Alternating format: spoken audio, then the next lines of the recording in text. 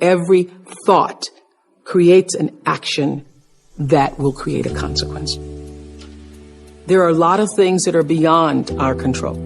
But what you do have control over is how you react to whatever happens in your life.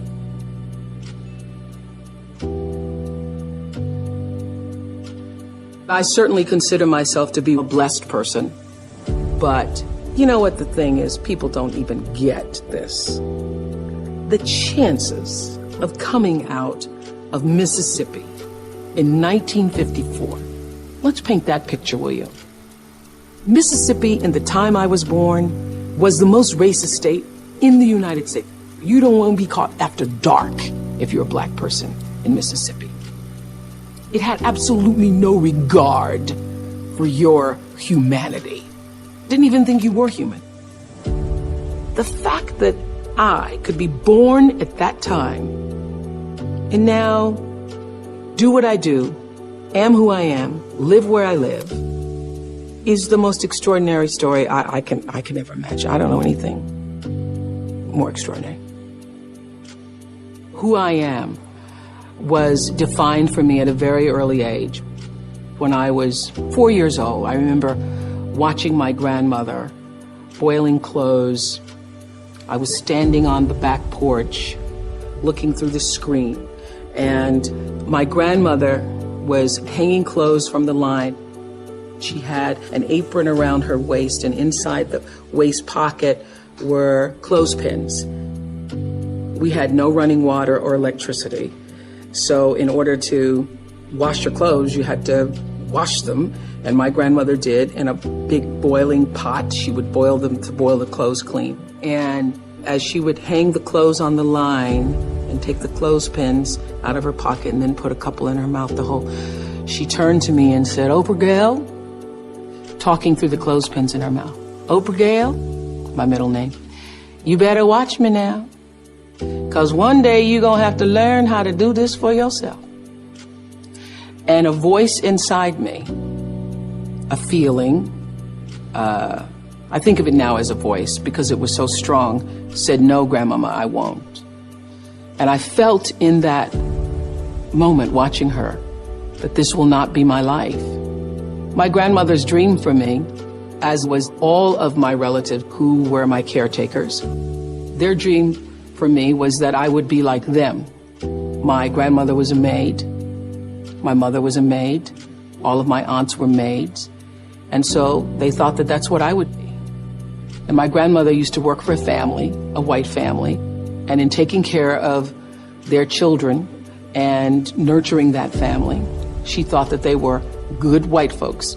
And she used to say to me, "I hope you can grow up and get yourself some good white folks." In those days, being good simply meant you don't call me the N-word. You give me some level of respect. I still have to go to the back door, and I'm still treated as a second-class citizen, but I'm not degraded personally by you. So she wanted me to grow up to have some good white folks, and I often think that I wish she had seen that I did grow up to get a lot of good white folks working for me. She would not have believed it. The life that I lived, my grandmother would not have imagined possible for me. There is a flow. There's an energy field and a flow. That is also happening with us as human beings. We just haven't figured out what that is yet or how to channel it. But that is definitely going on. There's an energy field. There's an energy flow that I strongly feel in my own life. And I know lots of other people who do. You're either in flow or out of it. And if you're in flow, it's like this. It's like this. All the time. It's like this. It's like flowing with the stream. And the flow is in direct proportion to the center of yourself, where God abides, where universal energy abides, where the divine within you abides. How far you are from the center, from the divineness of yourself, from your connection to source energy, that which created you, is how out of sync you are with your life, regardless of what you call it. When you can align with that, nobody can touch you. Gary Zukov calls that authentic power. In his book, Seed of the Soul, he says, when your personality comes to serve the energy of your soul, that is authentic power. And that's the only real power there is, because you're going to lose everything else. I don't care how beautiful you are. One day, your breasts are going to sag and your eyes are going to bag and you're not going to be as beautiful. And it doesn't matter how much Botox and how many times you get yourself pulled up and how many hairdos and how many makeovers or what you do, it doesn't last. It's just like the most beautiful flowering tree. Everything passes in its time. It doesn't matter how much money you have, how much power you have, how high you sit on the Forbes list, how many times you make the most influential list.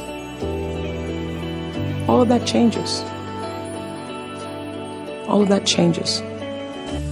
But what is real, what is lasting, is who you are and what you were meant to bring.